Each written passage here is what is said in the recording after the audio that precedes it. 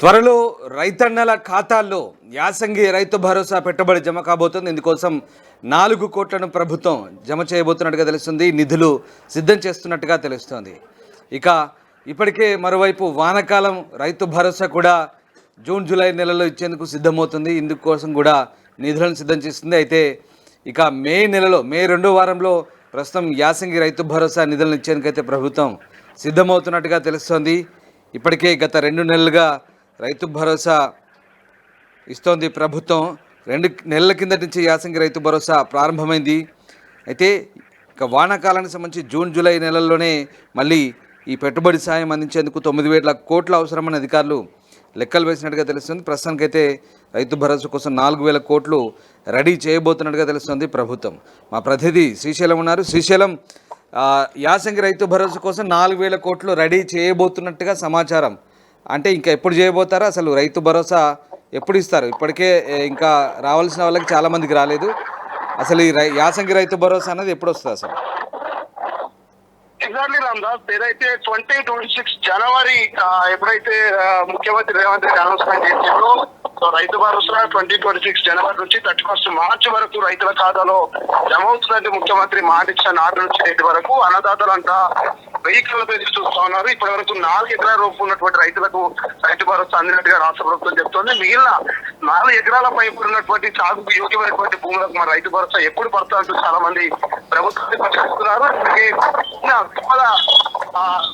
Comment చేయడం జరిగింది వ్యవసాయ శాఖ మంత్రి తుమ్మల నాగేశ్వరరావు. రైతులంతా మమ్మల్ని మరణించాలి, సకాలంలో రైతు భరోసా డబ్బులు వేయలేకపోయాము, ఆలస్యమైంది, అప్పులకు కిస్తులు కడుతూ రాష్ట్ర ప్రభుత్వం ఆర్థికంగా ఇబ్బందులు ఉంది కాబట్టి రైతుల రైతు భరోసా ఆలస్యమైంది. త్వరలోనే రైతుల ఖాతాలో మిగిలిన 4 ఎకరాలకు పైగా ఉన్నటువంటి రైతుల ఖాతాలో 4,000 కోట్ల రూపాయలు జమ చేయబోతున్నాం. మే 2వ వారం లోపల పూర్తి స్థాయి రైతు భరోసా కంప్లీట్ అవుతుంది. అదేవిధంగా జూన్ జూలైలో మళ్ళీ వానాకాలానికి సంబంధించిన రైతు భరోసా కూడా ఇప్పటికే నిధులు సిద్ధంగా ఉంచుకున్నామంటూ రాష్ట్ర ప్రభుత్వం చెప్తుంది. రామదాస్, వైపు ఇప్పటికే మొన్న జరిగిన బడ్జెట్ సమావేశాల్లో కేవలం రైతు భరోసాకి 18,000 కోట్ల రూపాయలు బడ్జెట్ లో పెట్టడం జరిగింది రాష్ట్ర ప్రభుత్వం.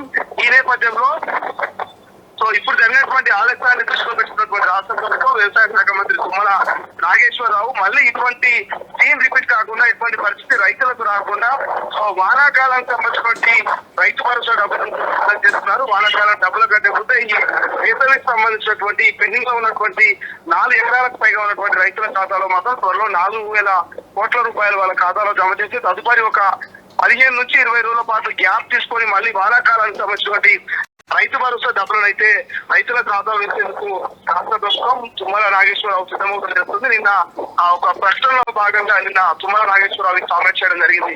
Ramdas, right, yes, thank you Srisailam. So యాసంగి రైతు భరోసా సహాయాన్ని ఇక మే 2వ వారంలో అందించబోతున్నట్టుగా ప్రభుత్వం చెప్తోంది. దీనికోసం 4,000 కోట్లు సిద్ధం చేస్తున్నట్టుగా తెలుస్తోంది.